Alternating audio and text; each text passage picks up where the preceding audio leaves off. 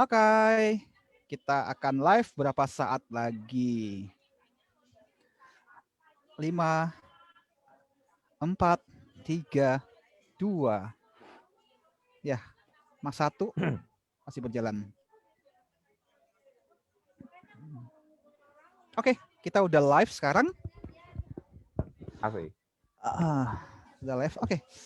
Oke, teman-teman, selamat sore. Ketemu lagi kita bersama Network Number One ya, Daily Sharing. Daily Sharing ini kita berlangsung setiap hari ya, dari Senin sampai Minggu, teman-teman. Dan untuk Network Number One, komunitas Network Number One, kita menempati 3 hari ya, di setiap hari Selasa, hari Kamis, dan hari Sabtu. Dan kita selalu membicarakan topik-topik yang berkaitan dengan dunia bisnis ya. Jadi kita akan bahas tentang digital marketing, kemudian kita bahas bedah buku, dan juga mindset bisnis. Dan kebetulan hari ini saya akan membawakan sebuah tema yang banyak diminta ya, di request oleh teman-teman terutama di Network Number One sendiri, yaitu tentang buku Atomic Habit ya teman-teman. Jadi sebuah buku yang membahas tentang kebiasaan-kebiasaan manusia ya, kebiasaan-kebiasaan kecil yang sederhana, tapi jika itu dilakukan secara konsisten, itu bisa membuahkan sebuah hasil yang sangat-sangat luar biasa ya teman-teman ya.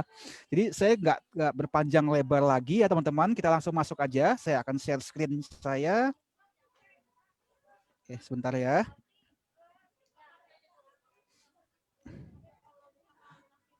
Oke, ini screen-nya dan semuanya teman-teman ya. Nah, harusnya sebetulnya hari ini saya harusnya ditemani dengan partner saya, namanya Ciklara ya. Berhubung beliau hari ini lagi berhalangan ya, beliau ada meeting. Mau nggak mau saya harus hari ini membawakannya sendiri ya teman-teman ya. Jadi saya berharap kalau misalnya teman-teman yang hadir di sini, kita bisa sama-sama saling berdiskusi ya teman-teman ya, supaya ketika saya sedang menerangkan, saya nggak merasa seolah-olah saya seorang diri di sini ya. Jadi ada teman-teman sini yang menemani saya ya, mungkin bisa bertanya, kita berdiskusi ya, interaktif ya teman-teman ya. Dan Itu juga teman-teman, meja-meja sebelah diajak aja, Bet, nggak apa-apa. meja-meja sebelah Meja-meja ya. sebelah gitu. Dan kebetulan saya hari ini lagi live di sebuah kafe karena tadi habis meeting, jadi saya nggak keburu balik ke rumah lagi ya teman-teman ya. Jadi saya mau nggak mau, nggak suka, saya live dari sebuah kafe di bilangan Sarinah Tamrin ya teman-teman ya. Jadi mohon maklumi kalau tiba-tiba nanti teman-teman mendengar ada suara-suara yang sedikit ajaib dari kanan kiri saya ya, tolong dimaklumi karena saya sedang ada di kafe, kanan kiri saya penuh dengan ya orang lagi berdiskusi ini teman-teman ya.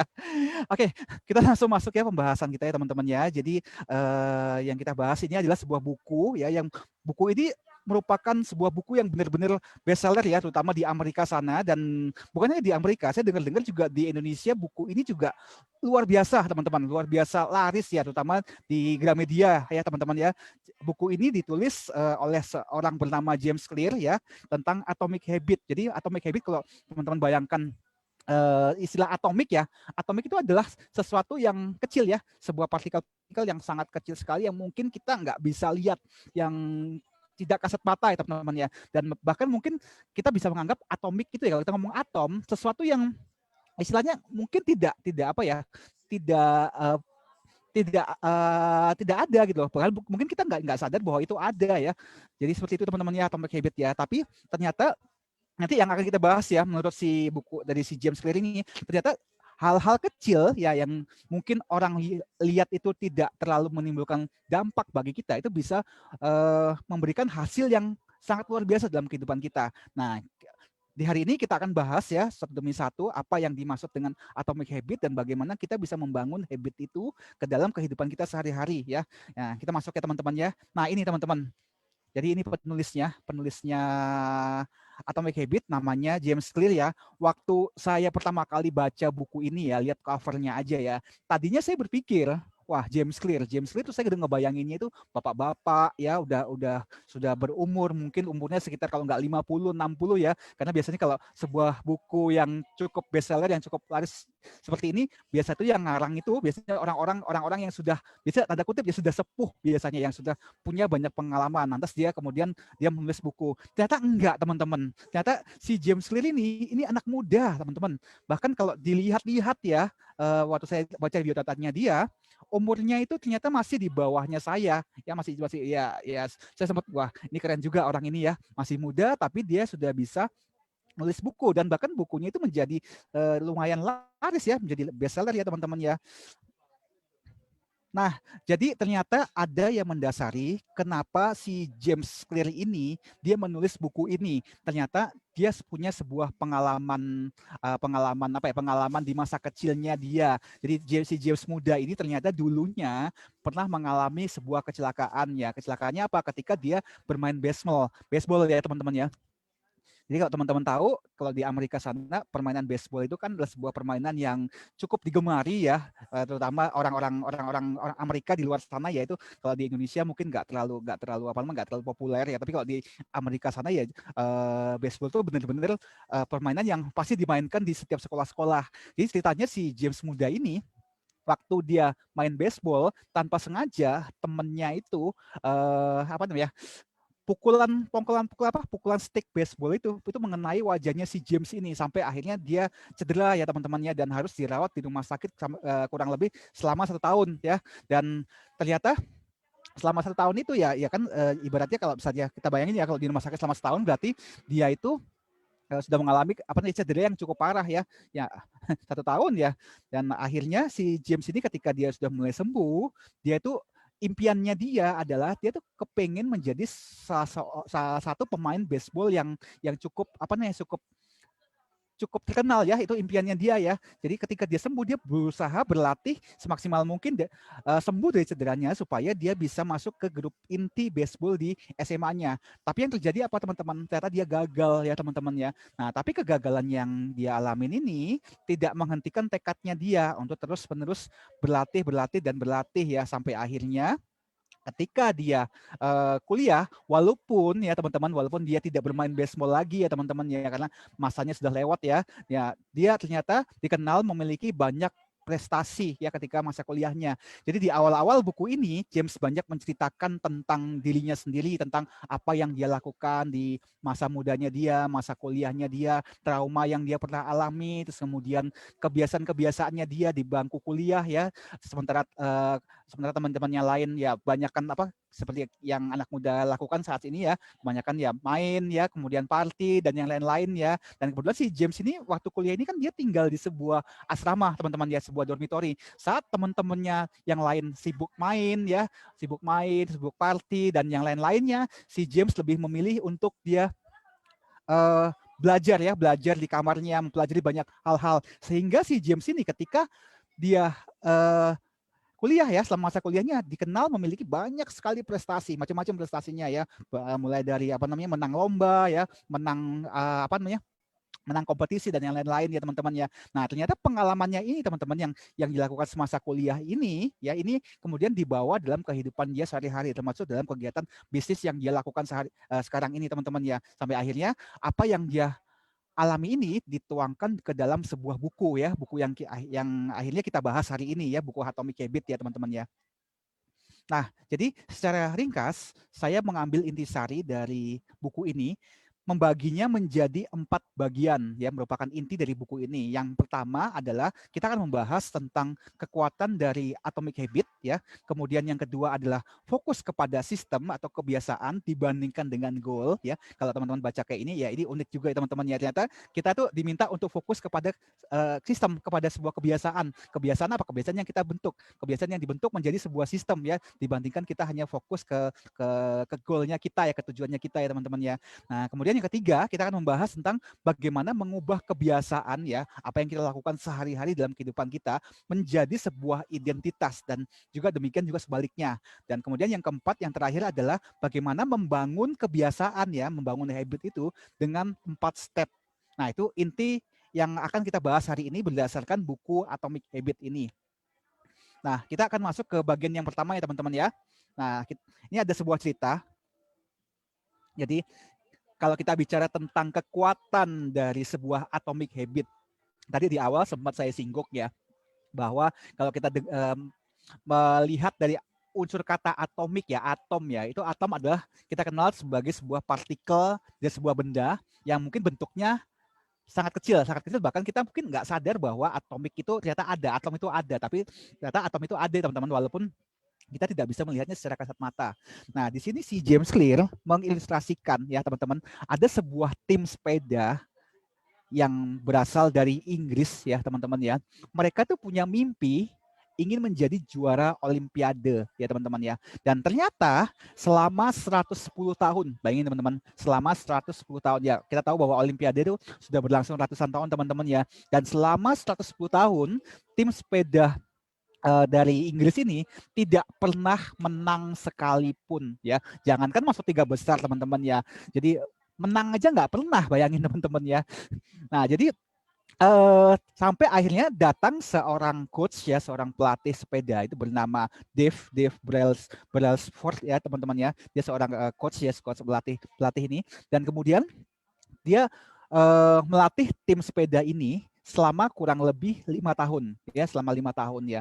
Dan yang dilakukan yang dilakukan oleh coach ini kepada timnya itu bukan minta mereka harus latihan gila-gilaan, latihan kerja keras sampai seperti apa ya teman-teman. Tapi si Brailsford ini dia minta kepada timnya adalah bagaimana melatih kebiasaan yang baik 1% aja ya, merubah kebiasaan 1% setiap hari ya, dilakukan selama 5 tahun. Nah itu yang dilakukan oleh Brailsford ini. Jadi bukan suatu usaha yang benar-benar mungkin kalau kita pikir kalau kita mau mengejar suatu impian, mengejar satu tujuan ya, kita kadang berpikirnya kita harus melakukan pekerjaan yang ekstra ya, kebiasaan yang ekstra ya. Jadi harus benar-benar, misalnya kalau kita mau hasil yang 2 kali lipat ya, kita mesti kerja keras 2 kali lipat. Kalau kita mau kerja keras mau dapat hasil 10 kali lipat, berarti kita harus kerja 10 kali lipat. Ternyata enggak, si Brailsford ini aja dia bilang sama timnya, lakukan aja, jadikan hari ini 1% lebih baik daripada kemarin. Itu yang pesan yang disampaikan kepada si tim sepeda ini teman-teman ya. Dan itu dilakukan beruntun ya, beruntun selama 5 tahun. Dan hasilnya apa teman-teman? Ternyata di tahun 2008 ketika diselenggarakan Olimpiade lagi ya di Beijing ya, di Cina ya, tahun 2008 ya, 2008 sebenarnya masih belum terlalu lama ya teman-teman ya. Ternyata tim sepeda ini memenangkan kurang lebih 60% medali emas yang ada di cabang sepeda ya teman-teman. Luar biasa banget ya teman-teman ya. Dari 110 tahun tidak pernah menang sekalipun, kemudian berlatih selama 5 tahun dengan hanya istilahnya menerapkan 1% kebiasaan yang lebih baik, ternyata mereka mendapatkan 60% medali emas di Olimpiade tersebut. Jadi inilah yang mau disampaikan sama James Clear, bahwa ini adalah sebuah kekuatan yang luar biasa dari kebiasaan 1% itu. Nah ini ya teman-teman, kita lihat ya. Ini ada sebuah grafik yang kita bisa lihat teman-teman ya. Tadi seperti yang saya sampaikan ya, kadang kalau kita berpikir untuk mendapatkan hasil 10 kali lipat, kita pikir kita harus bekerja 10 kali lipat. Kita mau dapatkan hasil 20 kali lipat, berarti kita harus bekerja 20 kali lipat. Nah, tapi menurut teori atomic habit ini ya, teman-teman, kalau kita perhatikan ya, jika kita melakukan perubahan 1% saja setiap hari, maka di akhir tahun Anda akan menjadi lebih baik 37 kali lipat. Nah, dari mana teman-teman hitungannya ya? Kalau teman-teman perhatikan ya, 1% itu sama dengan kurang lebih hanya menambahkan 0,1 ya dari kegiatan kita. Berarti 1,01 ya, seperti ini teman-teman ya. Dikali 365 hari itu menghasilkan kurang lebih 37 ya. Jadi ketika kita memutuskan untuk merubah kebiasaan kita ya, merubah kegiatan kita ya, menambahkan ekstra hanya 1% saja setiap harinya, maka selama 1 tahun kita akan menjadi 37 kali lebih baik dibandingkan kita yang sebelumnya selama 1 tahun sebelumnya. Nah itu yang terjadi teman-teman ya. Jadi inilah dengan begini kita akhirnya memahami kekuatan di balik atomic habit itu sendiri ya teman-teman ya.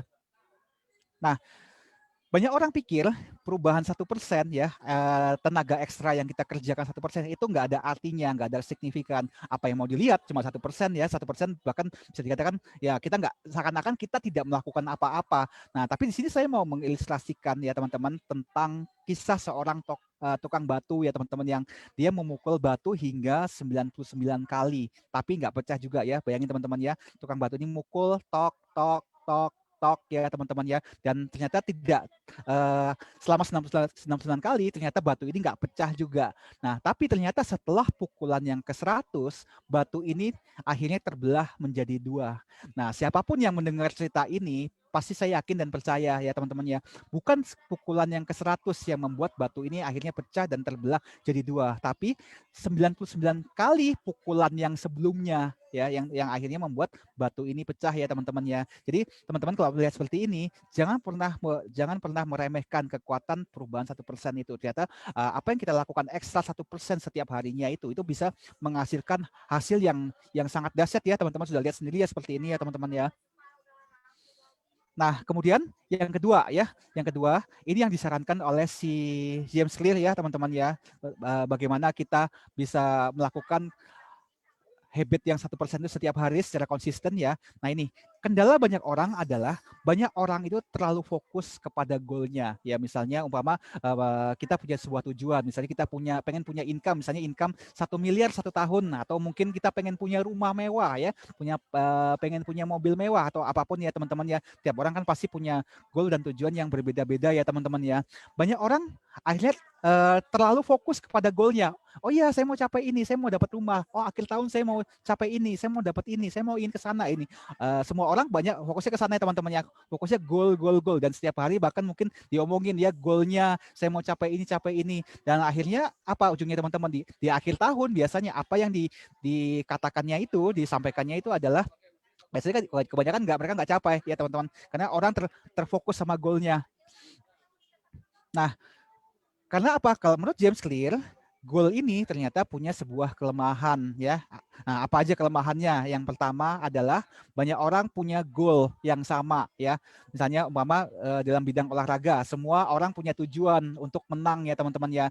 Kalau kita lihat sebuah kompetisi olahraga ya dan sebuah pertandingan ya, misalnya sebuah tim, banyak tim ya berlaga kemudian berkompetisi ya. Pada akhirnya hanya ada satu orang pemenangnya teman-teman, yang tidak mungkin semuanya adalah pemenang ya teman-temannya. Jadi banyak orang di luar sana punya goal yang sama, mereka punya tujuan yang sama ya. Jadi itu merupakan, kalau menurut James Clear, merupakan sebuah kelemahan. Nah, kemudian yang kedua adalah yang namanya mencapai goal itu biasanya hanya untuk tujuan sesaat ya. Misalnya teman-teman punya tujuan yang paling sederhana ya, pengen punya kamar yang rapi ya. Nah, biasanya itu akan dengan mudah bisa tercapai, tapi setelah itu yang terjadi apa? Tanpa sebuah sistem yang baik, maka kamar itu akan menjadi berantakan lagi. Ya, jadi goal itu hanya sesuatu yang terjadi saat teman-teman ya, dan banyak orang yang tidak bisa mempertahankan goal itu terus-menerus ya teman-teman ya. Dan kemudian yang ketiga adalah goal itu bisa membatasi yang namanya kebahagiaan. Nah, banyak orang di luar sana itu mereka happy, mereka senang ketika mereka sudah capai goalnya, dan itu biasanya hanya sementara teman-temannya. Jadi itulah kelemahan dari goal ya teman-teman ya. Senangnya hanya beberapa saat ya, misalnya teman-teman bisa capai goalnya teman-teman ya, bisa beli mobil misalnya contohnya ya. Ya senangnya biasanya hanya ya seminggu 2 minggu. Setelah itu apa yang terjadi? Ya biasa aja, udah capai kok goalnya ya teman-teman ya. Jadi kalau menurut James Clear, goal itu pada akhirnya akan membatasi kebahagiaan. Nah, kemudian yang keempat adalah biasanya goal itu tidak sesuai dengan tujuan jangka panjang ya teman-teman ya. Nah, tujuan goal itu sebetulnya hanya untuk memenangkan pertandingan. Nah, tujuan dari sistem, makanya kenapa harus punya sistem? Tujuan sistem itu adalah untuk tetap bisa memainkan pertandingan. Karena kita percaya dalam kehidupan ini, kehidupan kita ini adalah sebuah pertandingan ya teman-teman ya, sebuah permainan, sebuah game ya teman-teman ya. Goal kita dalam hidup kita sebetulnya bukan memenangkan setiap pertandingan, tapi bagaimana kita bisa tetap memainkan pertandingan-pertandingan game yang ada yang diberikan ke dalam kehidupan kita. Nah, itu seperti itu teman-teman ya.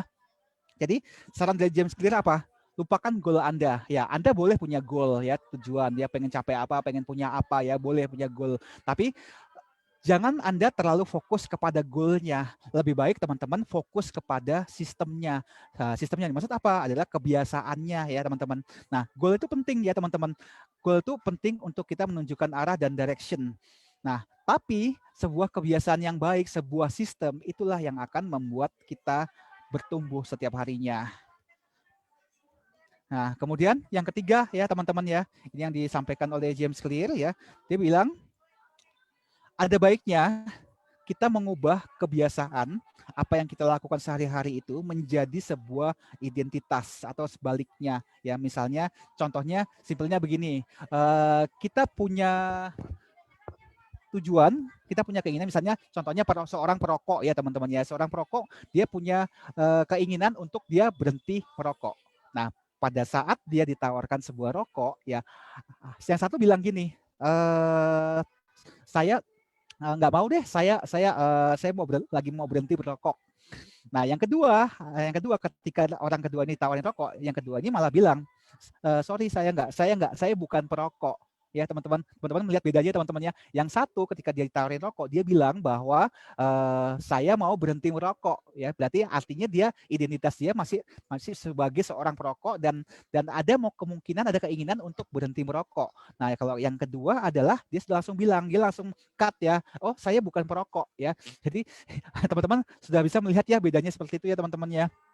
Nah banyak orang itu tidak bisa konsisten mengubah kebiasaannya. Itu kenapa teman-teman? Karena banyak orang mencoba mengubah hal yang salah dan bisa juga cara yang dirubah itu kebiasaan yang tidak tepat ya teman-teman. Nah di sini saya mengilustrasikan ada sebuah pepatah lama ya, pepatah Inggris sih kalau nggak salah teman-teman ya. Di sini dibilang bahwa setiap manusia, setiap dari kita itu memiliki dua serigala. Yang satu adalah serigala baik, yang satu lagi adalah serigala jahat. Nah, mana yang baik dari antara kedua serigalanya? Siapa yang menang ya ketika mereka berdua saling bertarung satu sama lain ya teman-teman ya. Nah, yang serigala yang menang adalah serigala yang kita berikan makan. Itu pasti yang akan menang ya teman-teman ya. Nah, kemudian yang berikutnya, menurut James Clear, ada 3 tingkatan perubahan. Ya, kalau ketika kita mau merubah hasil ya teman-teman, seperti yang saya sampaikan tadi ya, seorang perokok yang ditawarin merokok, yang satu bilang saya bukan perokok, yang satu lagi saya akan berhenti merokok ya. Jadi ternyata itu ada tiga hal yang tiga tingkatan perubahan yang ada di dalamnya ya teman-teman. Yang pertama adalah ketika seseorang ingin merubah hasilnya atau merubah outcome-nya. Misalnya tadi ya contohnya saya ingin berhenti merokok atau misalnya ingin lebih langsing, kemudian ingin menulis buku ya, ingin menang sebuah kompetisi ya teman-teman ya. Jadi ketika seseorang ingin mengubah kebiasaan menjadi identitas, ini tahapannya. Yang pertama dia harus secara sadar terlebih dahulu untuk merubah hasilnya atau outcomes-nya ya teman-teman ya. Nah, kemudian yang kedua, setelah dia sadar bahwa ada hasil yang ingin dia rubah, hasil yang ingin dia capai, yang dilakukan berikutnya adalah dia harus mengubah prosesnya ya. Misalnya contohnya kalau tadi goalnya adalah dia ingin lebih langsing, maka yang dilakukan adalah apa? Dia harus mulai pergi ke gym ya, mulai olahraga atau mungkin mengubah pola makannya dia ya teman-teman, seperti itu teman-teman ya. Atau kalau dia goalnya adalah ingin menulis buku ya, outcome-nya ingin menulis buku, maka yang dilakukan harus apa? Prosesnya dia harus secara rutin menulis setiap hari ya, seperti itu teman-teman ya. Atau kalau dia ingin menang sebuah pertandingan atau kompetisi, yang dilakukan prosesnya adalah dia harus berlatih setiap hari ya secara tekun. Itu yang harus dilakukan teman-teman. Nah kemudian yang ketiga adalah bagaimana dia mengubah identitasnya, mengubah beliefnya ya, cara pandangnya, image-nya dia tentang dirinya sendiri ya. Saya kembali lagi menggunakan ilustrasi yang tadi ya teman-teman ya, tentang seorang perokok yang ingin berhenti merokok ya. Ya, yang pertama tadi dia mengatakan saya ingin berhenti merokok ya. Nah, di sini kita melihat bahwa identitasnya dia belum berubah.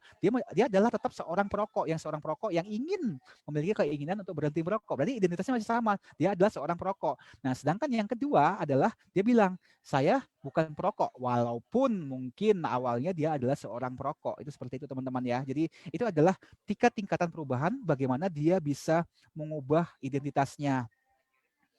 Nah, sampai di sini mungkin teman-teman ada mau bertanya atau mau berdiskusi. Pak Handoyo, Bro Indra, halo Bro Indra, welcome. Komaik mungkin mau menanggapi dulu sebelum saya melanjutkan ke berikutnya. Selamat sore, lanjut aja dulu. Halo Bro Mas Indra. Abang. Pak Handoyo mungkin mau menanggapi. Oh, nggak ada kayaknya ya.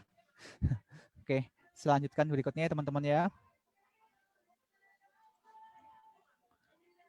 Oke.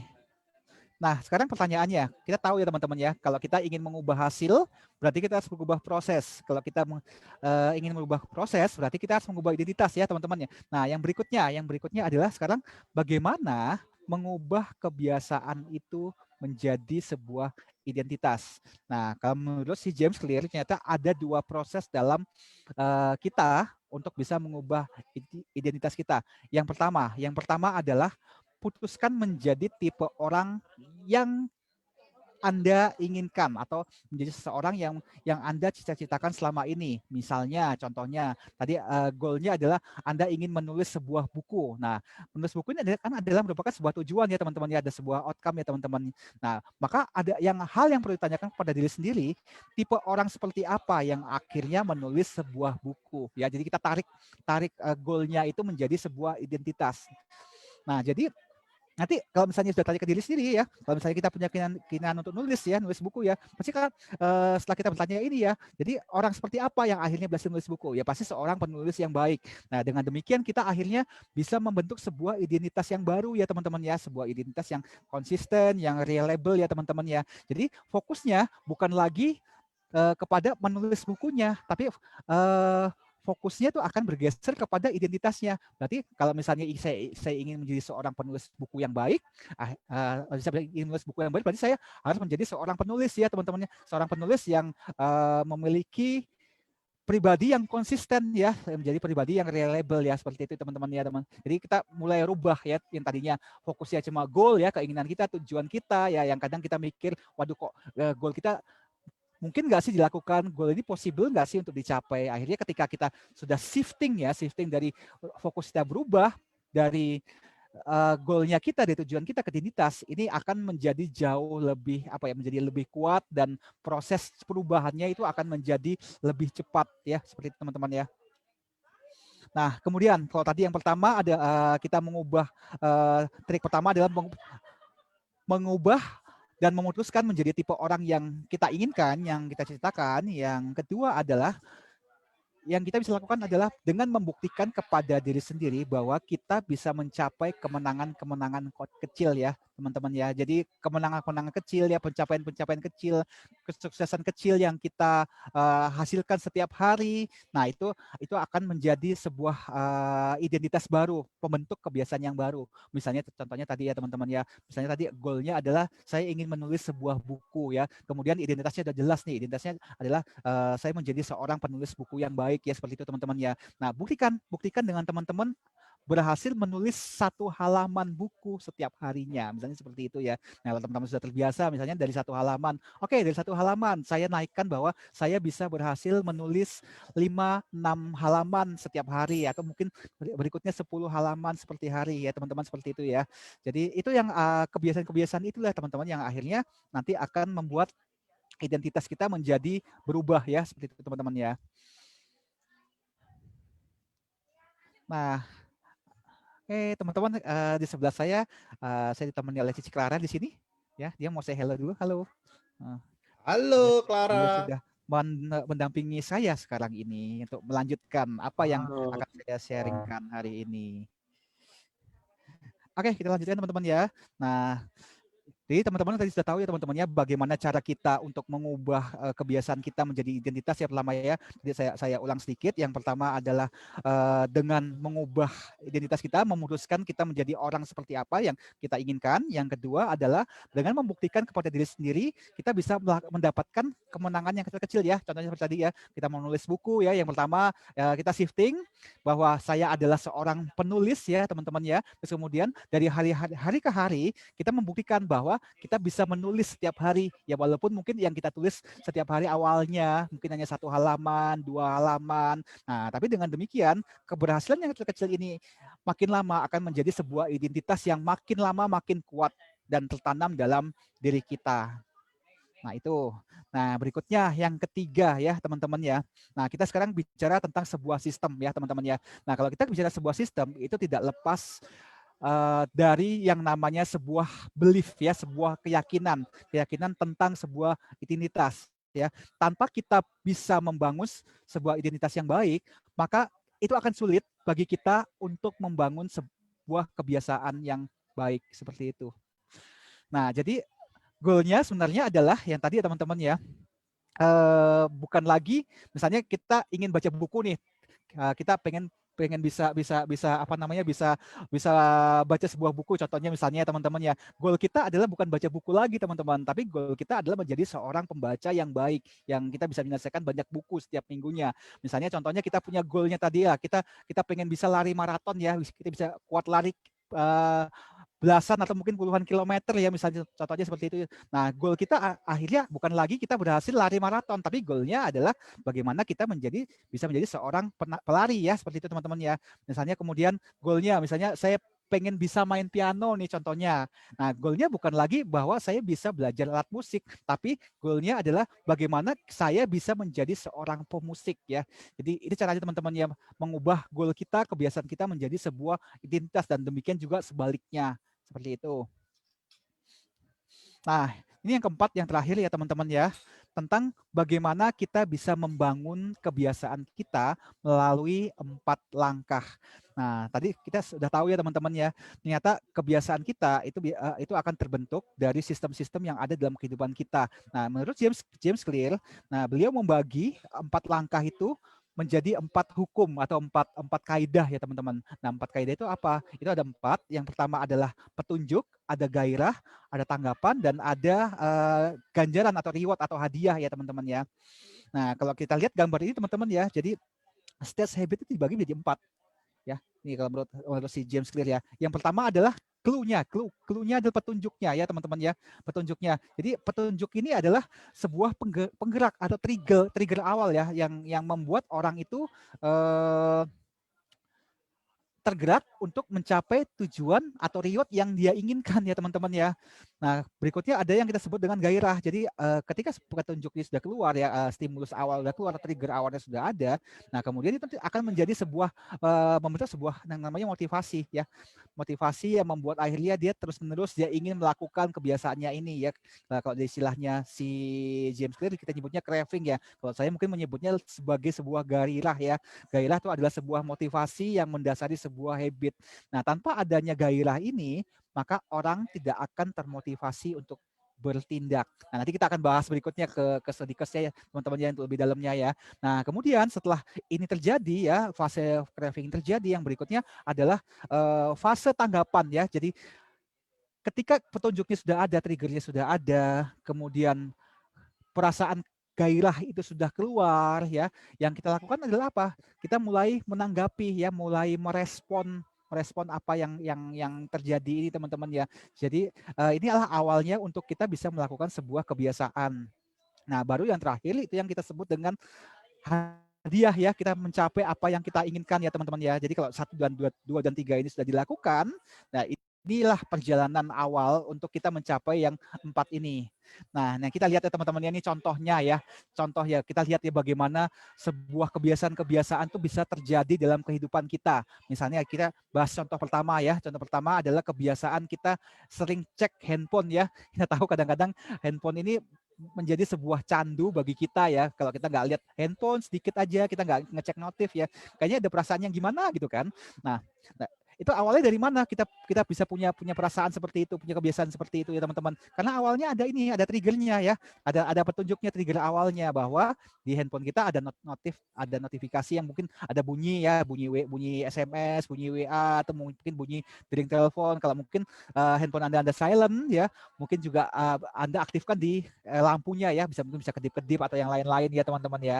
Nah, kenapa ini akhirnya bisa menjadi sebuah habit ya? Karena kemudian ada gairah di sana ya, ada craving, ada perasaan craving ya, penasaran, pengen tahu siapa sih yang hubungin kita. Tadi ada WA, ada handphone kita bunyi nih, siapa sih yang hubungin kita, siapa sih yang WA kita, siapa sih yang kirim message sama kita ya, seperti itu teman-teman ya. Dan kemudian kita penasaran nih ya, apa ya, kalau memang benar ada yang hubungin kita, ada yang message kita, kemudian kita penasaran apa sih isinya ya, seperti itu teman-teman ya. Nah, kemudian dari apa yang terjadi ini ya, kemudian akhirnya kita menanggapi ya, kita cek handphone kita, kemudian kita baca isinya, dan akhirnya apa, menimbulkan perasaan lega ya. Oh, lega, ternyata rasa penasaran karena handphone kita bunyi atau handphone kita getar atau kedip-kedip ya, penasaran itu hilang ketika kita sudah cek ya apa isi message-nya ya, kita cek siapa yang hubungin kita ya, seperti itu teman-teman ya. Dan inilah yang akhirnya menjadi kebiasaan kita sehari-hari ya. Ini contoh yang pertama. Nah, contoh contoh yang kedua ya, misalnya ada orang-orang tertentu yang punya kebiasaan bikin kopi setelah bangun tidur ya. Ini kebiasaan ini terjadinya seperti apa teman-teman? Ya yang pertama adalah ya ketika kita bangun tidur ya, ada kegiatan bangun tidur, ada sebuah gairah, ada sebuah perasaan bahwa kita ingin bangun tidur dengan perasaan yang segar dan terjaga. Nah, kemudian apa yang kita lakukan? Yang kita lakukan adalah kemudian kita meresponnya, kemudian kita bangun, kemudian kita mulai ke dapur ya bikin kopi seperti itu teman-teman ya. Dan akhirnya setelah kita menikmatin kopi ya, yang kita rasakan adalah badan kita menjadi jauh lebih segar dan jauh lebih bertenaga ya. Itu sugesti yang timbul akibat itu akibat minum kopi ya teman-teman ya. Nah, kalau teman-teman lihat ya, kedua kebiasaan ini yang itu awal mulanya selalu dimulai dari clue ya, dari petunjuk ya. Ya, kalau tadi kita bicara yang kita ngecek handphone, berarti karena ada notif di handphone kita, entah itu getar, entah itu bunyi atau mungkin kedip-kedip ya, teman-teman ya. Selalu dimulai dari clue. Jadi kalau nggak ada clue, nggak ada sesuatu yang trigger, kita nggak akan muncul yang namanya penasaran ya, nggak akan muncul yang namanya gairah ya, seperti yang saya sampaikan tadi itu ya, ada gairah. Nah, ketika dua ini muncul ya, ada clue, ada trigger, kemudian ada gairah ya. Nah, kemudian kalau kita tidak menanggapinya, ya itu nggak akan menjadi sebuah kebiasaan. Nah, ini menjadi sebuah kebiasaan karena kita memutuskan untuk menanggapi, kita memutuskan untuk merespon ya.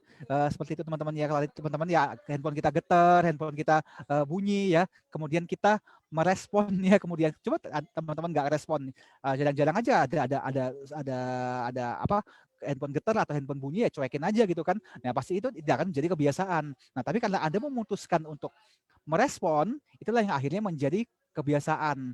Kemudian yang ada adalah rewardnya, hadiahnya ya teman-teman. Akhirnya kita rasa penasaran kita hilang. Kemudian kalau tadi minum kopi, kita merasakan diri kita jauh lebih segar ya, lebih bertenaga ya. Berikutnya seperti itu teman-teman ya.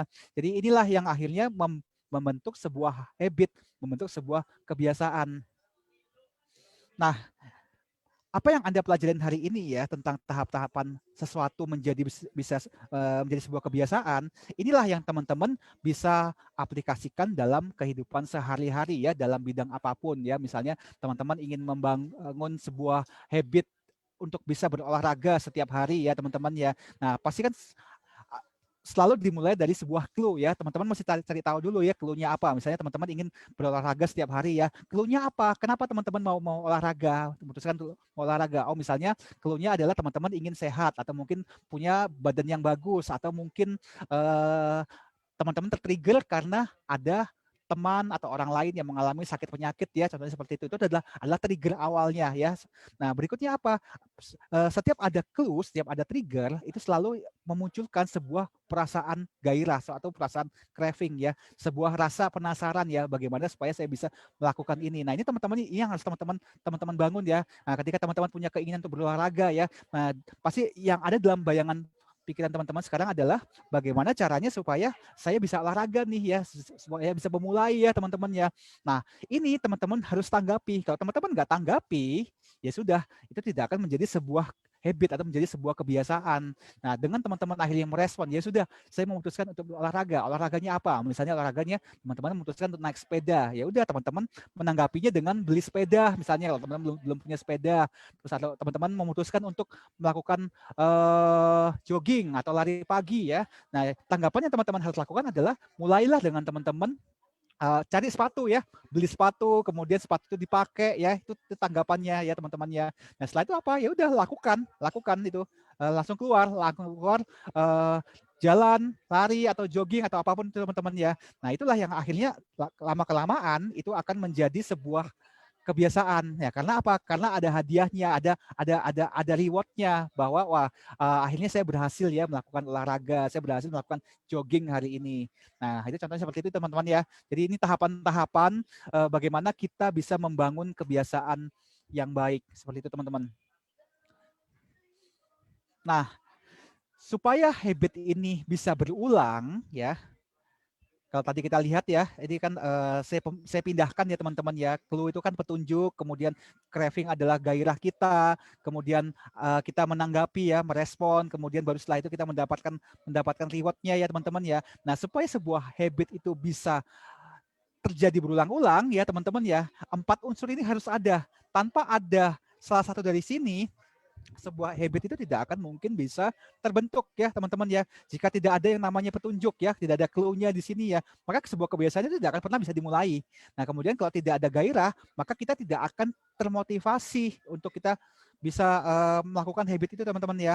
Terus kemudian jika kita tidak merespon, tidak menanggapi, contohnya tadi ya kita punya keinginan olahraga ya, tapi kemudian kita tidak menanggapi, tapi memutuskan ya sudah lebih baik saya hari ini rebahan aja daripada saya olahraga ya. Nah, kalau misalnya teman-teman tidak melakukan, tidak merespon, ya pasti otomatis teman-teman tidak akan pernah melakukannya.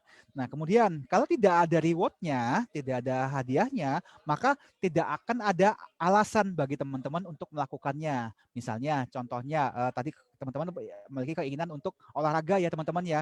Nah, teman-teman harus tahu rewardnya apa, hadiahnya apa yang teman-teman akan dapatkan ketika teman-teman nanti sudah melakukan olahraga ini. Misalnya contohnya mungkin bisa dapat badan yang bagus ya, mungkin dapat kondisi badan yang lebih fit, yang jauh lebih sehat ya, seperti itu teman-teman ya. Jadi teman-teman harus tahu rewardnya apa. Nah, 4 unsur ini harus ada. Tanpa ada 4 unsur ini, tidak mungkin sebuah kebiasaan itu bisa dimulai ya teman-teman ya.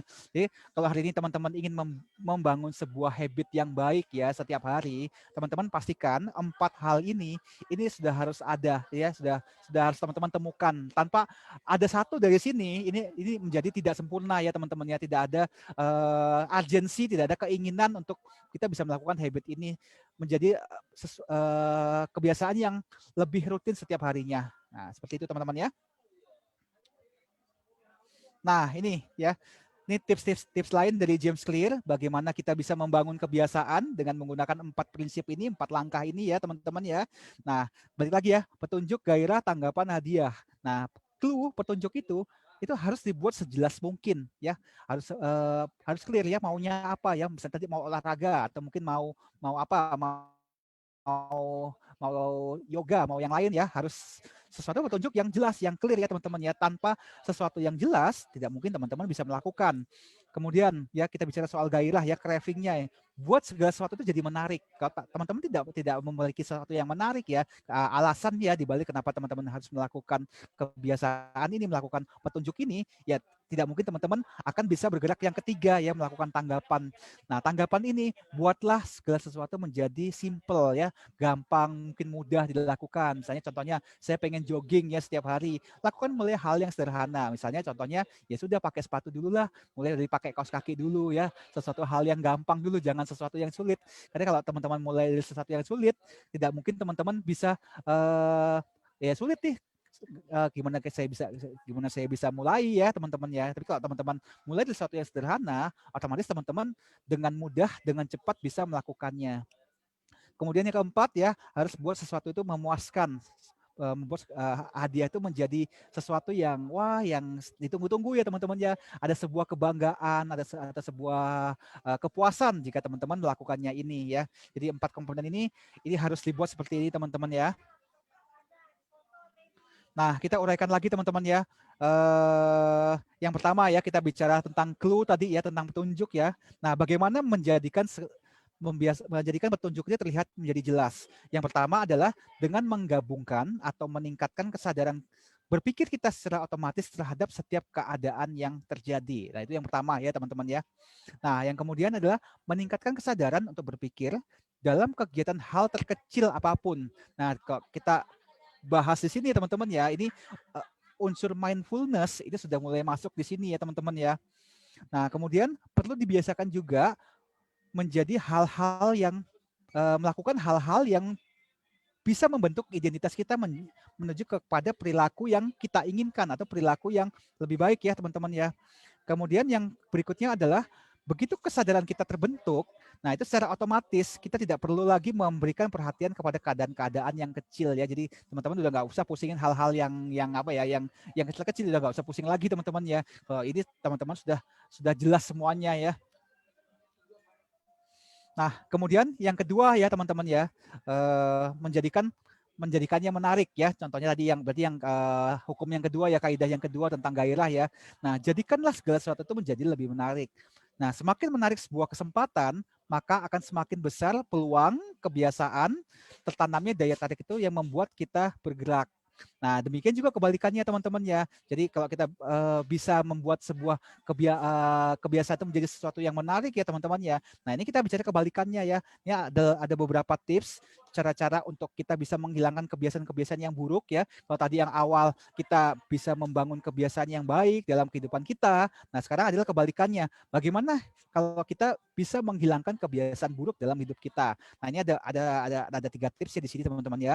Yang pertama adalah dengan mengurangi paparan atau menghilangkan petunjuk dalam melakukan kebiasaan buruk. Ya, ini simpelnya bisa kita katakan jadikan sesuatunya itu kurang menarik ya, tidak menarik lagi ya teman-teman ya. Kalau misalnya contohnya tadi ya cerita tentang perokok ya teman-teman ya. Kita punya keinginan untuk berhenti merokok. Ya, bagaimana caranya adalah membuat kebiasaan merokok itu menjadi sesuatu yang tidak menarik lagi. Ya, ngapain sih mesti ngerokok ya? Jadi membuat gairahnya itu tidak ada, hilang ya. Untuk apa jadi ngerokok lagi? Jadi nggak menarik lagi ya teman-teman ya. Kemudian menjadikan kebiasaan itu menjadi sesuatu yang mengecewakan ya. Tadi kebiasaan untuk merokok itu teman-teman ya, jadikan merokok itu jadi hal yang sangat mengecewakan. Ngapain harus dilakukan lagi ya teman-teman ya. Nah, kemudian yang ketiga adalah membangun sebuah pola pikir dengan mengembangkan aspek manfaat dari kebiasaan buruk. Jadi dengan kita menciptakan sebuah ritual, kemudian kita melakukan hal-hal yang bermanfaat ya sebelum kita melakukan hal yang sulit. Nah, ini contohnya teman-teman ya. Jadi ini bisa bolak-balik ya teman-teman ya. Jadi kalau kita ingin menjadikan sebuah kebiasaan, jadikan sesuatu yang menarik. Tapi kalau kita ingin menghilangkan sebuah kebiasaan, ya jadikan hal itu tidak menarik lagi buat kita kerjakan ya teman-teman, seperti itu ya. Kemudian yang berikutnya ya kita membahas tentang kaidah yang ketiga tentang respon ya. Nah, bagaimana caranya menjadikan setiap tindakan itu dengan menjadi mudah ya teman-teman ya. Dengan apa? Yang pertama dengan kita mengurangi hambatan yang terkait dengan kebiasaan yang baik. Nah ini ya teman-teman ya. Perilaku manusia adalah bagaimana melakukan usaha yang sekecil-kecilnya untuk mendapatkan hasil yang sebesar-besarnya. Nah, itu adalah sebuah prinsip dasar yang dilakukan yang merupakan naturalnya setiap manusia dimanapun dia berada ya teman-teman ya. Jadi manusia cenderung akan melakukan hal-hal yang mudah. Nah, kalau misalnya teman-teman di awal sudah buat segala sesuatu rumit ya teman-teman, itu otomatis teman-teman nggak akan bisa melakukannya itu dengan baik ya teman-teman ya. Nah, kemudian adalah menyiapkan situasi lingkungan kita ya, kondisi kita selain kita itu menjadi lingkungan yang nyaman bagi kita. Agar apa? Agar setiap tindakan kita itu akan menjadi lebih mudah dan akhirnya menjadi sebuah kebiasaan. Nah, kemudian kaidah yang terakhir adalah tentang reward ya teman-teman ya. Bagaimana menjadikan reward itu, hadiah itu menjadi sesuatu yang memuaskan.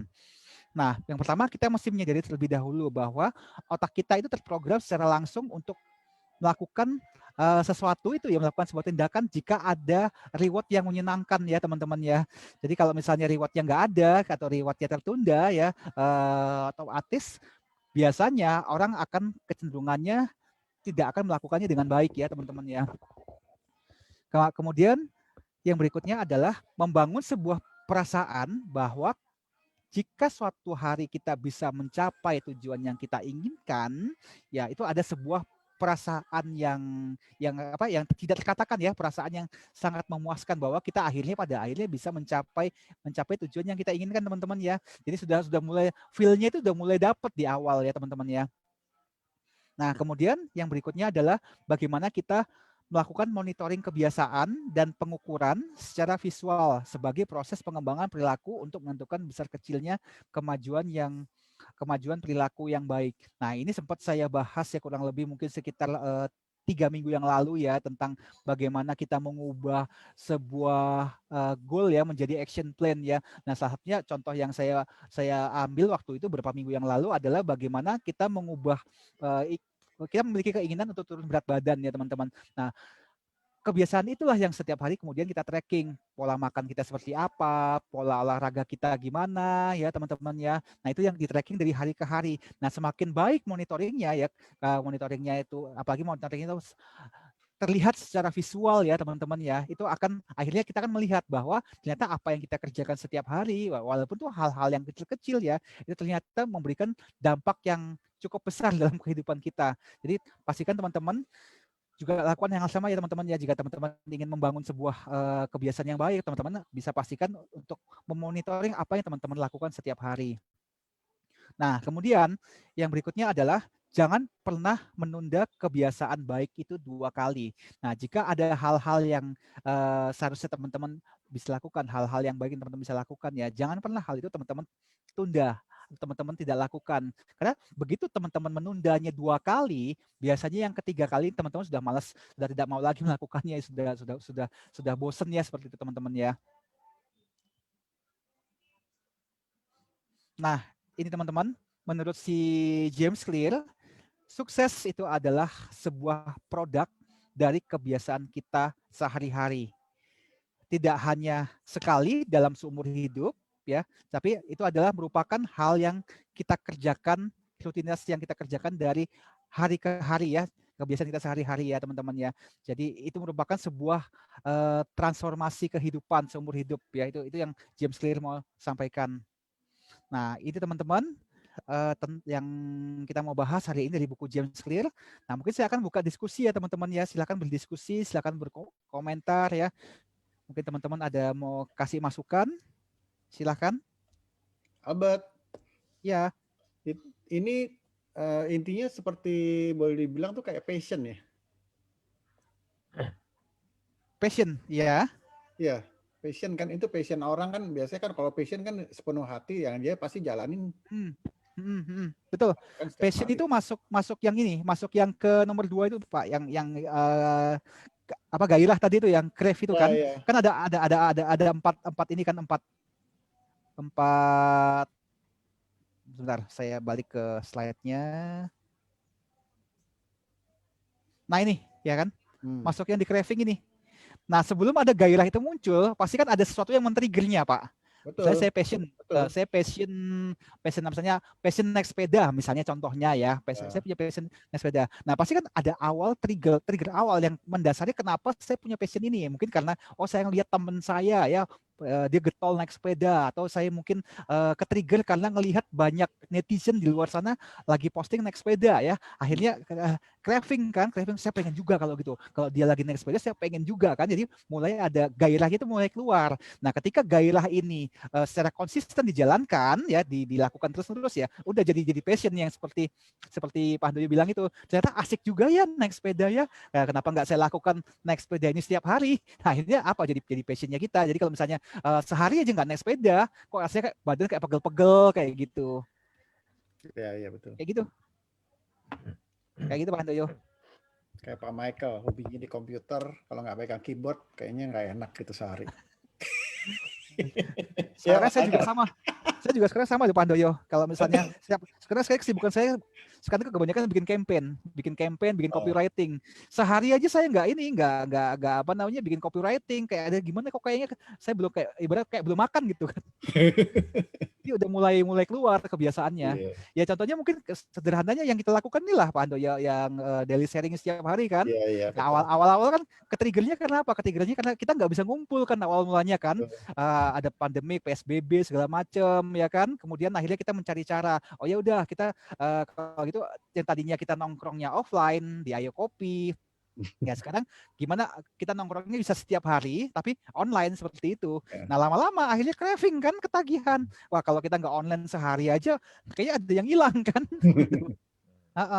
Betul sekali. Nah ini kan jadinya akhirnya inilah yang membentuk kebiasaan itu kan, yang si James Clear bilang kan, triggernya apa? Ya, tadi triggernya PSBB, kemudian muncul cravingnya. Oke, cravingnya kita bisa ngumpul nih tiap hari nih ya, walaupun kita di rumah. Nah berikutnya setelah cravingnya keluar nih ya kan, kemudian kita action, kita lakukan ya sudah, kita putuskan daily sharing harus dilaksanakan setiap hari ya tanpa pernah absen.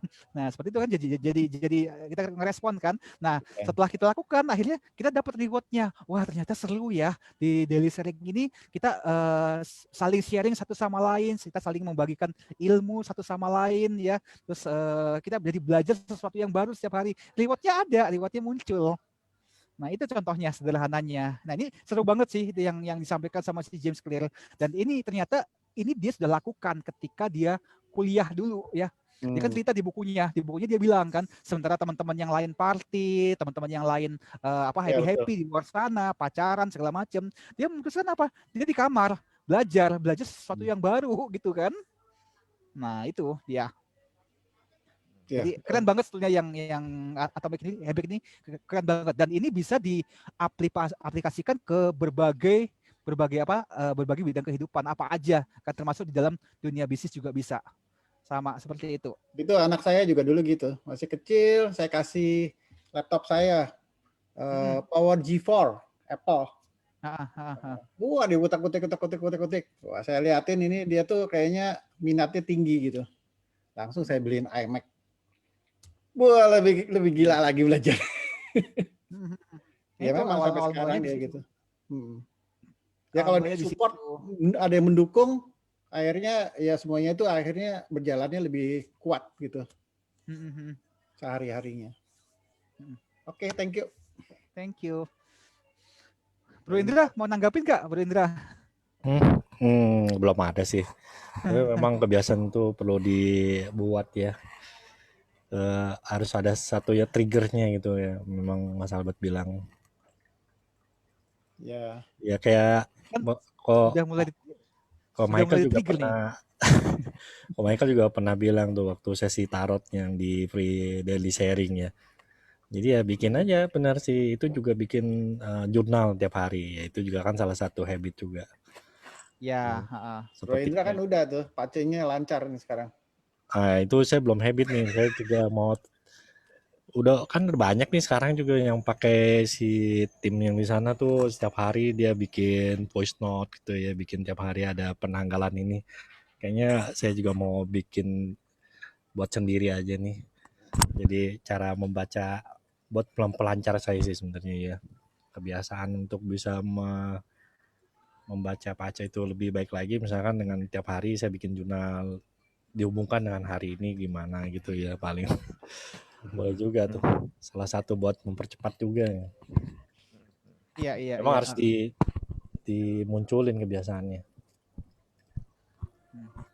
Tapi ini keren sih Atomic Habit dia, terus terang banyak direkomend ke para pebisnis juga ya, para mentor-mentor saya tentang buku ini. Jadi ini itu emang keren sih. Ini dasarnya. Jadi kita tahu kan di balik sebuah sebuah kebiasaan yang baik, dalam kita membangun sebuah kebiasaan baik itu ternyata tuh ada unsur-unsurnya yang harus dipenuhi. Nah, kalau kita ini kan secara teori ya sebetulnya ya teman-teman ya. Tapi kalau kita nggak tahu teorinya ini ya kita jadi nggak tahu bahwa ternyata ada sesuatu yang kadang-kadang kita lewatkan gitu. Ya intinya kan apa yang terjadi kita hari ini adalah karena kebiasaan kita yang sudah berlangsung lama. Yes, betul Kumulatif. sekali. Betul sekali. Betul sekali. Mungkin kalau aku bisa tambahin keyword pertama adalah untuk memulai kebiasaan itu adalah internalize. Internalize ya. Kan kayak tadi tuh Albert misalnya katakan, oh ini kayaknya aku mau bersepeda nih gitu kan, ini macam ngelihat karena apa, triggernya apa? Oh triggernya ngelihat orang lain, ya ngelihat teman-teman lagi di sosmed lagi ngetren gitu ya, atau apa aja lah gitu ya. Nah, itu sih boleh jadi trigger, tetapi itu nggak long term. Kalau hanya berhenti di situ, ya kan? Itu boleh jadi trigger, tapi trigger itu harus diinternalisasi. Maksud internalisasi itu gampang. Pada saat trigger dari eksternal itu hilang, apakah engkau masih tetap tertrigger? Kalau enggak kan bahaya dong. Benar. Ya kan, kita jadi ikut-ikutan orang lain ya, jadi bersepeda gitu kan, tiba-tiba orang lain apa nih misalnya, yang lain lagi lah misalnya itu ikut ngapain berubah lagi gitu. Nah lah kita kan jadi berubah, kita jadi kehilangan arah, cuma follow kan, itu cuma follow yang nggak jelas gitu loh. Nah, intinya pada suatu saat untuk long term kita harus internalize, sehingga trigger itu adalah menjadi trigger internal kita, sehingga apa? pada saat faktor eksternal tidak datang lagi, tetap ada dari internalnya, dan internalnya jadi lebih kuat. Kedua, sebenarnya ini ada jebakan. Semua habit itu ada jebakan. Kita nggak usah ngomong habit itu bagus atau enggak, oke? Susah bilang habit itu bagus atau enggak. Habit merokok itu bagus apa enggak? Nah, aku mau coba netral nih sebenarnya. Belum tentu jelek loh. Iya, katanya menyehatkan juga. Belum tentu jelek gitu ya. Yang berlebihan yang jadi masalah. Ya, itu dilihat dari kesehatan, oke? Betul. Kalau aku melihat dari habit itu membuat terjadinya efek domino terhadap suatu aktivitas. Benar nggak? Ya. Sebuah habit itu kan sebuah aktivitas. Aktivitas A akan menyebabkan adanya aktivitas B. Aktivitas B akan menyebabkan adanya aktivitas C dan seterusnya. Ya. Nah, bebas. Nah, kalau dia memang misalnya gara-gara A dia bisa menghasilkan B, C, dan D, dan hasil akhirnya seperti tadi kata Pak Handoyo, resultnya itu memang masih sesuai dengan keinginannya, artinya itu tetap bisa dilakukan. Tetapi pada saat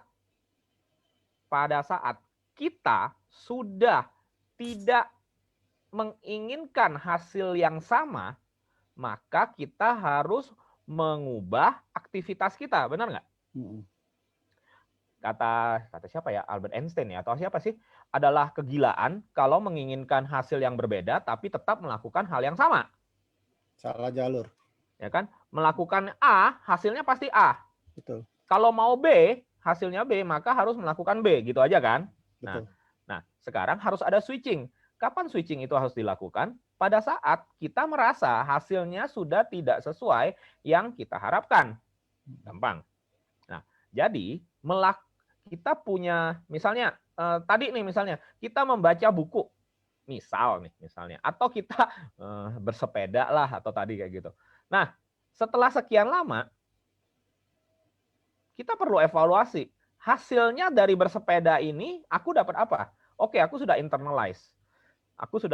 Maka tanpa bersepeda seminggu, nggak bersepeda sekali, 2 kali, atau 3 kali ya, atau bahkan tiap hari gitu, nggak ada yang nggak enak nih misalnya. Oke. Nah, jadi aku melakukan aktivitas itu. So, intinya satu, hasil dari aktivitas itu, hasil dari melakukan aktivitas itu apa? Nah, yang tadi Albert bilang apa? Itu ada reward-nya kan? Nah, reward-nya atau apanya, itu hasilnya lah atau apanya, itu masih sesuai nggak? Masih aku mau nggak reward-nya? Kalau nggak mau, artinya apa? Di stop. Habit-nya harus di stop. Karena kalau tidak, habit-nya menjadi jebakan, benar nggak? Kita melakukan hal yang sama, tetapi kita tidak mau hasilnya. Iya. Atau hasilnya tidak diperlukan kita lagi. Untuk apa dong? Betul. Kita harus bisa juga menyetop kebiasaan yang tidak sesuai lagi dengan hasil yang kita inginkan. Benar nggak? Betul. Tidur malam itu efektif nggak? Itu bagus nggak? Habit yang bagus nggak tidur malam? Jelek. Begadang bagus nggak? Jelek. Ya, secara kesehatan. Tetapi Iya. kalau Tapi buat mikir lebih enak. Iya, tetapi kalau produktif di jam-jam segitu dan memang ada hasilnya gitu loh. Ya, lanjutkan aja selama menjaga kesehatan, benar nggak gitu loh? Ada kompensasi kan gitu. Jam 1 lapar. Nah, ya itu, ini kan lebih cair ya gitu loh. Tapi intinya kayak gitu. Hasilnya masih kita pengen nggak? Kalau hasilnya masih sudah nggak pengen lagi atau sudah nggak relevan lagi hasilnya, maka kita harus berani menyetop kebiasaan itu. Betul. Kalau nggak nanti jadi jebakan. Sampai mati kita lakukan itu karena apa? Waktu kita hanya 24 jam. Melakukan aktivitas pasti menyita waktu. Itu masalahnya, karena kita nggak bisa bagi dua. Kita nggak bisa kayak Albert, tidak bisa sambil bersepeda, dia menyiapkan bahan ngetik-ngetik di komputernya dia. Mampus itu namanya. Gue nggak bisa juga kok. Ya nggak bisa kan? Nggak mungkin bisa kok. Pakai Ya voice nggak mungkin command. bisa. Nah, kalau bisa, makanya baru boleh gitu loh. Kan kalau melakukan aktivitas pasti menyita waktu kan gitu maksudnya kan. Jadi kita harus memilih. Tapi bisa buat pakai sepeda statis.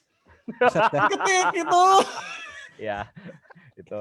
Tapi jadi ada ide baru ya. Gimana caranya kita apa ya? Sambil ngetik gitu, ngetik itu Olahraga. bisa muter bawahnya. Iya, pakai sepeda statis, taruh aja. Ya, itulah. tapi apa bawahnya muter. Ya beli aja sepeda statis beres. Udah tuh kalau mau Bukan- ada bukan- angin, bukan- bukan kalau mau mengayuh, ada tapi- angin tapi kita ngetik bertiupnya gini. kasih kipas angin di depan. Iya betul. Udah dodol deh. Kan biasanya sepeda depannya kasih TV biar nggak bosen katanya. Udah dodol. Lalu pakai Google, pakai kacamata yang Google. Pakai Oh iya 3D, sekalian. panoramic view. Ada di itu kan di Purimal tuh, Samsung. Aduh. Pakai VR. Iya. Reality. Ya gitu. Keywordnya adalah pada saat kita mau memulai, kita harus internalize. Betul. Alasan itu, trigger itu kita harus internalize. Kedua adalah kita harus tahu kapan kita nge-break sebuah habit. Iya. Tanpa harus diomongin itu bagus apa enggak. Nah, bagus apa enggaknya cuma satu. Hasilnya masih relevan sama yang kita harapkan atau enggak. Itu doang sih. Hasilnya masih relevan enggak? Hasilnya masih aku inginkan enggak? Kalau enggak, berhentilah melakukan itu. Kalau baca buku sudah 5 tahun tapi enggak ada perkembangan juga, udah berhenti aja baca buku, lakukan yang lain. Bener dong? Oh ya, lakukan yang lain. Orang belajar kan bukan hanya baca buku loh. Gitu loh. Bisa aja kan orang baca buku nggak masuk di otak. Mendingan ikut seminar. Minggunya apa? Kan bisa mengubah strategi dong. Bisa mengubah strateginya. Tetap sama belajar hal yang baru, tapi bisa mengubah strategi misalnya. Yaudah, daripada kita menghabiskan waktu 1 jam sehari untuk baca buku buat apa? Kalau memang nggak masuk otak. Kan maksain diri namanya. Ya gitu doang sih. Gitu, Bat. Ya, thank you tambahnya kok Mike. Pakai sepeda statis ya, Bat ya. Ya, Ini bagus. habit itu Ini bagus. habit itu nggak sesimpel ini kan, nggak sesimpel membalik telapak tangan kata orang kan. Kalau di dunia kangau. Di dunia kopingho. Tidak semudah membalik telapak tangan. Bro Indra, ada mau nanggapin? Oh, jelas.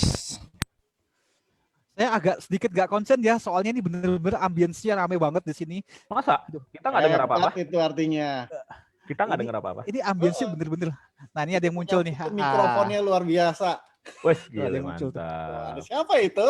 Kok ini siapa ya? Aku nggak kenal. Katanya nggak kenal katanya. Siapa itu? Udah amnesia aku. Nggak ngomong apa-apa. Komek katanya mau nyampaikan sesuatu mungkin sama sister saya ini. Salam kenal. Anda luar biasa. Luar biasa. See you at the top. Go Diamond. You can do it. Wih, Tuh, mantap. Clara kalau ngomong nggak kedengeran loh. Semangat Cik Clara. Halo. Ah. Halo kok. Oh, ternyata wanita toh. Waria kok. aku habis ketemu teman lama senior Asik. media Pak Kanis. Halo Pak Kanis. Halo Pak Kade, salam kenal. Aku Michael. Ah, salam kenal nih Komik yang kiri atas. Ini aku temennya Albert dan Yang lagi serasa di Clara pantai. yang salah gaul dicemplungkan. Aku ngaku.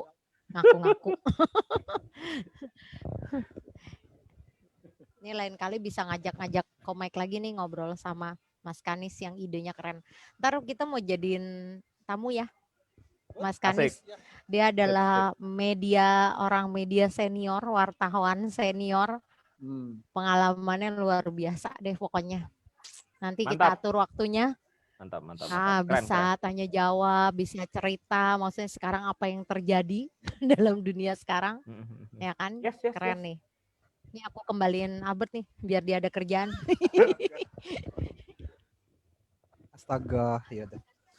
Oke. Loh. Tes? Oke. Kedengeran nggak? Udah ya? Udah. Kok tadi sempat gak ada suara? Udah. Oke. Kalau tentang kira-kira ada lagi? kalau tentang kebiasaan aku ingat ini, Blad. Yang itu yang si Apa itu kok? Stephen siapa Covey, ya? Seven Habits bukan? Bukan. Malcolm Gladwell punya buku. Itu yang aturan 10.000 jam. Malcolm Gladwell tuh yang tipping point ya? Tipping point banyak macam-macam ada. Oh tipping iya. ada Iya. ada apa? Tipping point. Banyak tuh, banyak bukunya, bagus-bagus kok. Itu aturan 10.000 jam. Jadi seseorang baru melakukannya, baru dianggap ahli kalau sudah lewat 10.000 jam. 10.000 jam, Melakukan apapun. Betul. Melakukan apapun. Itu aturan 10.000 jam. Maka mau nggak mau kalau mau jadi ahli ya harus sering melakukan. Kalau sudah sering melakukan, artinya ya jadi habit dong, mau nggak mau kan. Terbiasa dong. Kayak aturan pilot ya. Ya, oh iya, jam terbang ya. Jam terbang ya. Ya, ada jam terbangnya kan. Ada. Jam terbang. Pengalaman ada jam juga. Gitu ya kok. Pengalaman gimana? Bisa Gila. mengerti banyak ilmu gitu kok. Udah nggak ngitungin kalau gue. Nggak, kalau aku sih kayak gini. Kalau aku mau boleh cerita ya, aku ya soal habit, aku orangnya nggak terlalu ini. Aku soal habit nggak disiplin sebenarnya. Aku banyak nggak disiplin sebenarnya. Aku harus ngaku aku nggak disiplin. Tetapi aku bagiku itu lebih penting menemukan sesuatu yang aku benar-benar pada saat aku pada saat memulai lalu progressing-nya, journey-nya pada saat memulai lalu journey dan di akhirnya itu aku menikmati. Nah, itu dulu. Jadi pada saat memulai kayak kita mau traveling lah ya, kayak gitu ya, misalnya ke negara yang kita belum pernah pergi, misalnya kemana ya apalah gitu, sesuatu misalnya Afrika. negara X lah gitu ya. Ada sesuatu yang kita nggak pernah pergi gitu dan kita pengen banget ya, bukan yang nggak pengen ya. Kalau mungkin kalau ke sesuatu yang kita nggak pengen ya kita nggak itu. Jadi pada saat persiapan pun kita sudah excited kan gitu loh, menyiapkan ini, koper kita gimana, ini sampai sana itinerary-nya gimana, ini gimana, ngapain aja gitu kan. Nah, kita harus kemana, kita jadi excited banget gitu loh. Nah, pada saat journey-nya, perjalanan ke sana dan di sananya kita juga excited banget gitu loh. Dan pada saat pulang kita tetap excited gitu loh. Karena mengenangnya aja kita excited. Nah, itu yang aku pegang. Karena apa? Dulu aku suka gambar soalnya. SD, SMP itu aku suka gambar. Jadi kalau ngegambar, itu kan pertama pasti buat sketsa segala macam gitu kan. Nah, itu excited. Nah, lalu pas ngewarnain ya di kanvas segala macam gitu. Wah, asik nih gini. Nah, terakhirnya seorang seniman itu pasti ngapain kalau sudah selesai? Mengagumi. Ya. Dia itu bisa namanya pelukis ya. Pelukis itu pasti nongkrongin lukisannya, gitu loh. Nah, itu aku bisa. Nah, itu yang membuat aku bisa excited. Perasaan seperti itu yang aku bawa ke kegiatan lain, gitu loh. Nah, ya mungkin dalam hal ini kalau sekarang now-nya ini adalah ya program atau apa gitu ya. Jadi ya oke. Oh ya ini ada apa gini-gini. Jadi hasilnya kita bisa nikmati juga, kita bisa kulik-kulik apa gitu sambil kita buat yang baru lagi atau apa gitu. Nah, perasaan seperti itu yang aku bawa, itu yang mempertahankan aku. Ya mungkin itu jadi habit, tetapi gini, kalau definisi habitnya orang ini kan beda-beda kadang-kadang ya. Yang namanya habit ini apa dulu nih? Apakah setiap hari harus dilakukan? Gitu, oke? Apakah seminggu sekali atau sebulan sekali? Kalau setahun sekali itu namanya habit nggak gitu kan? Belum tentu dong. Kan setahun sekali. Nggak jelas juga kan. Tapi kalau setahun sekali selama 50 tahun itu bisa jadi habit kan gitu loh. Ya kan gitu loh. Nah, apakah harus setiap hari? Lalu kedua pertanyaannya, kalau setiap hari pun atau seminggu sekali atau seminggu 2 kali, seminggu 3 kali, apakah harus di jam-jam yang sama? Itu kan? Nah, benar dong. Apakah itu disebut habit? Kalau jamnya beda, misalnya setiap hari tapi jamnya terserah gitu loh. Apakah itu bisa disebut habit atau dianggapnya chaos? Nggak jelas, nggak teratur gitu loh. Nah, bagiku habit itu lebih nggak strict kayak gitu, nggak kayak orang repetisi. Beda ya habit sama repetisi. Nah, ini juga perlu loh, Bet. Habit sama repetisi itu beda loh. Betul. Mengulang hal yang sama berkali-kali itu bukan habit sebenarnya bagiku. habit itu bagiku harus ada sesuatu yang meningkat dalam hal positif ya. Habit, pemahaman habit dalam hal yang positif adalah harus ada gini, kita melakukan hal yang sama tetapi di level yang berbeda. Kita melakukan hal yang sama tiap hari tapi di level yang berbeda. Misalnya nih Bro Indra nih, tadi ingin melakukan interpretasi, oke? Interpretasi hari ini, today, dan dihubungkan dengan pace Natalnya misalnya ya. Nah, ini hari ini bakal apa ya, simpel-simpel lah, misalnya ini apa, ada combine apa, tiba-tiba hari ini ada combine sesuatu atau ada clash sesuatu atau apa. Nah, beliau melakukannya setiap hari. Di bulan pertama Bro Indra lakukan sama bulan kedua Bro Indra lakukan mungkin sama-sama, waktunya sama tapi jamnya juga cuma 15 menit atau 30 menit. Tapi levelnya udah beda dong, ya kan? Karena apa? Pada saat melakukan itu pemahaman Bro Indra, skillnya Bro Indra sudah naik terus kan setiap hari kan? That's melakukan hal yang sama tetapi di level yang berbeda. Itu yang penting sebenarnya pada saat habit. Kalau nggak dapat esensinya, itu cuma repetisi. Repetisi itu buat kita capek. Robot aja yang kerjain, nggak usah kita gitu loh. Betul. Ya dong. Nggak ada perkembangan, nggak ada growth-nya di kita. Nah, itu bukan habit. Bagiku itu bukan habit. Nah, jadi ya ada. Makanya kalau merokok itu kan nggak bisa disebut habit yang bagus kan? Mengapa? Karena itu repetisi.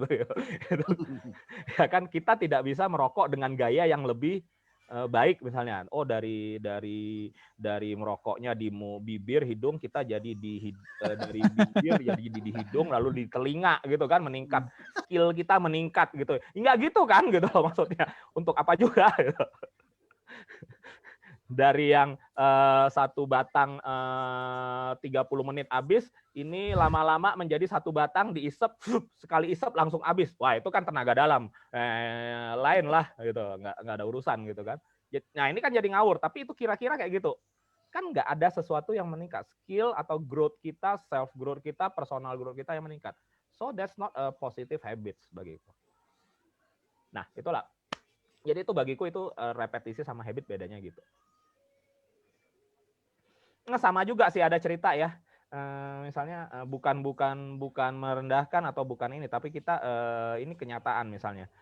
Kita selalu kalau kita pernah mengingat kita sedang reuni, maka kita akan reuni misalnya SMP, SMA biasanya ya. SMP, SMA, SD jarang lah ya reuni ya. SMP, SMA. Maka kita kalau yang baru 5 tahun lulus gitu kan, waktu dulu baru 5 tahun lulus kuliah gitu kan. Saat kita reuni lagi di SMP atau SMA kita akan ketemu apa? Guru-gurunya pasti toh. Guru-gurunya yang kita pernah ngajar dulu dan yang masalahnya satu apa? Guru-guru itu tetap jadi guru kan? Bahkan kita kadang-kadang kalau reuninya 10 tahunan atau sudah 15 tahun, kita akan mendengar cerita-cerita bahwa oh bapak ini, ibu ini sudah meninggal atau apa gitu kan, guru kita tercinta sudah meninggal gitu kan. Tapi meninggalnya tetap sebagai guru kan gitu loh. Nah, itu bagiku itu adalah repetisi. Bukan kita aku membandingkan posisi guru ya, itu memang pahlawan tanpa tanda jasa. Tetapi apa yang dilakukan itu adalah repetisi. Dia mengulang hal yang sama, mengajarkan hal yang sama setiap tahun itu lagi, benar nggak? Betul. Nah, sedangkan murid-muridnya Berubah. udah pergi kemana-mana kan, udah jadi pengusaha, udah jadi ini ya, yang nganggur juga banyak sih benar. Iya. Jadi apa? Sudah jadi karirnya udah meningkat atau apa segala macam kan, gitu loh. Nah itu, that's the difference gitu loh. Itu sama aja kayak saya punya dosen sih. Dia selain sebagai dosen, dia juga pengusaha. Gitu. Nah, bagus. Ya, itu beda gitu jadinya. Nah, itu beda. Ada juga yang jadi dosen bener-bener murni dosen gitu. Which is bagus juga, tetapi biasanya kalau orang berkarir di edukasi dan di university, biasanya yang dosen-dosen atau apa itu adalah kerja sampingan. Biasanya mereka yang berkarir di university atau apa itu pasti terlibat research.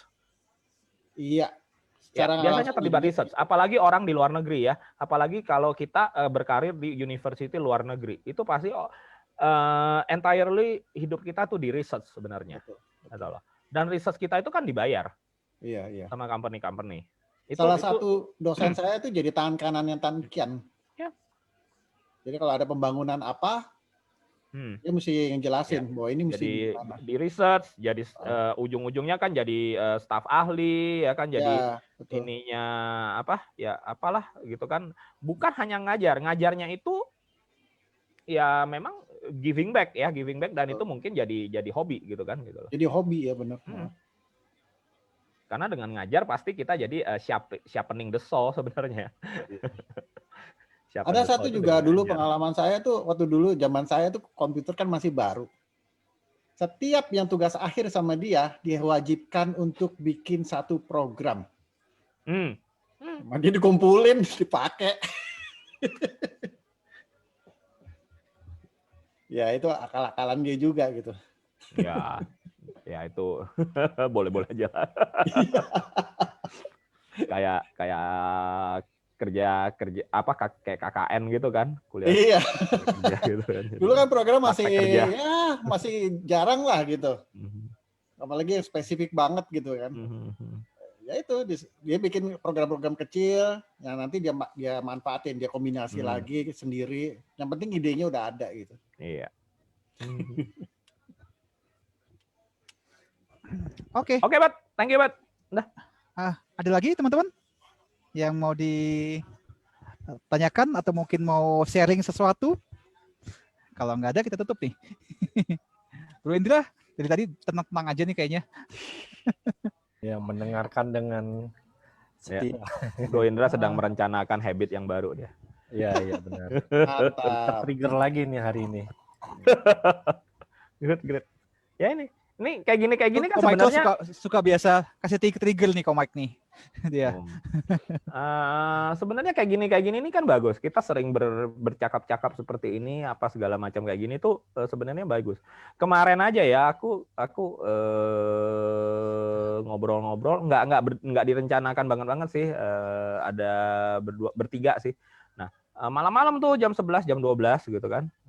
Nge-zoom juga bertiga. Nah, tiba-tiba ada nyebutnya apa gitu kan, ada ini teman kita nyebutnya apa gitu kan, ini notes gitu atau apa gitu. Langsung kepikir gitu, oh ya kita bisa buat ini ya, kita gini, oh iya, langsung eksekusi gitu kan, langsung direncanakan untuk eksekusi gitu. Jadi kreativitas itu juga harus di-trigger gitu loh. Iya betul. Kalau nggak bisa gitu loh. Makanya harus ngomong-ngomong, harus baca, harus lihat-lihat website, harus browsing atau apa. Itu kan trigger-trigger kita semua gitu. Nggak bisa bertapa diam kayak gitu, tiba-tiba dapat gitu. Ya mungkin kadang-kadang bisa juga ya. Tapi lebih sering dengan ya gini-gini sebenarnya. Kata orang harus ada setan lewat dulu. Setan lewat baru ada ide kan gitu. Kalau dihubungin sama human design, kan kalau Crown itu kan lagi undefined itu kita kan mesti sering ngumpul untuk terima itu betul. Kan. Nah kalau Zoom ini berlaku nggak? Berlaku. Oh berlaku. Berlaku. Cakranya berlaku. Begitu ya. Berlaku. Aku soalnya berasa. Kan nggak di satu lingkungan sendiri. Aku berasa soalnya. Oh gitu. Oke. Karena kita ngobrol ini kan energinya kan saling membaur. Betul. Mau nggak mau. Jalan. Mau nggak mau. Karena energi kan tanpa batas. Iya. Secara default kalau kita empat atau apa kan kita bisa merasakan yang cakra itu atau aura itu kan 5 meteran ya, 5 meteran ya di kita. Tetapi itu kan kalau kita lagi bersama-sama physically kan. Nah, tapi kalau kita sudah berpandang-pandangan seperti ini, sudah bersuara ya, dengar-dengaran di telepon misalnya kan, WhatsApp call atau apa gitu ya. Nah, itu beda lagi. Itu kan sudah terjadi tip gitu loh, sudah terjadi connect gitu loh. Itu something different, udah something different karena ya secara teori ya kita mikirin seseorang pun kita ngelihat fotonya itu sudah mulai connect gitu loh. Betul. Udah mulai connect. Itu saya udah pernah ngalamin itu hal gitu. Jarak jauh lagi. Dan dia tiba-tiba bisa ngerasain kalau dia sensitif. Jaraknya jauh banget itu Amerika, Pak. Saya cobain. Iya, di dunia lain juga bisa, Pak. Jangankan Amerika. Iya. Datang beneran ya ntar di dunia lain. Oh iya, jangan. Serius. Channeling. Serius. Kalau itu kan lain, Pak. Ini kan manusia sama Itu manusia. makanya kita gambar sijil aja segala macam ya. Oh iya. Kalau iya. intensinya benar-benar menyatu, nggak usah pakai bakar, nggak usah pakai apa, itu benar-benar Jalan. bisa evoke itu. Iya, betul. Bisa evokasi. Iya. Bisa summon itu. Oke, teman-teman, ada lagi yang mau dikomentari, mau disampaikan? Kita 3 menit lagi sebelum jam 6 nih. Ada lagi Ya, kira-kira? Kalau tidak ada, kita akhiri. Komik ada mau kasih penutup atau mungkin ada promosi acara apa? Ntar malam ada nggak, Bang? Ini nggak ada, malam ini Ada libur ya? kayaknya. Oke. Karena Malam ini libur ya. minggu depan baru ya. Besok kita lihat karena Master Herman mamanya sedang Mamanya sakit. sakit ya. Kita nanti lihat Oke. dulu ya. Apakah nanti besok akan ada daily sharingnya atau nggak apa-apa, kalau nggak kita libur dulu ya. Nggak apa-apa. Mystery School ada ya? Mystery School besok malam nanti diganti dengan Bunda Louis dan Bro Nanung. Nah, nanti oke. kita anggapnya Mystery School, tapi nanti channelnya kita buka untuk umum aja. Oke. Besok. Karena Oke, ada berarti perbincangan khusus katanya. kita jumpa lagi teman-teman di acara Network Number One hari Sabtu ya teman-teman. Yes. Thank you teman-teman yang sudah datang, buat Komik yang sudah memberikan banyak sekali masukan, Pak Handoyo yang selalu setia mendengarkan kita tanpa ada absennya, Bro Indra yang juga ada online dari kantor. Thank you so much. Dan buat teman-teman yang juga sudah online juga di Facebook Group dan YouTube Network Number One, thank you so much. Kita akan ketemu lagi di daily sharing yang berikutnya di hari Sabtu. Oke. Thank you teman-teman. Thank you, Albert. Thank you, Selamat Pak beristirahat. Michael. Thanks a lot, Selamat thanks a lot. malam. Thank you. Bye-bye. Channel Yes. YouTube-nya di rename ya ininya. Dikasih Oke. ID ininya. ID apa? Maksudnya unique ID. Oke. Nanti malam aku beresin kok. Oke, biar Thank you gampang. teman-teman. Bye-bye. Bye, thank you. Bye. Thank you.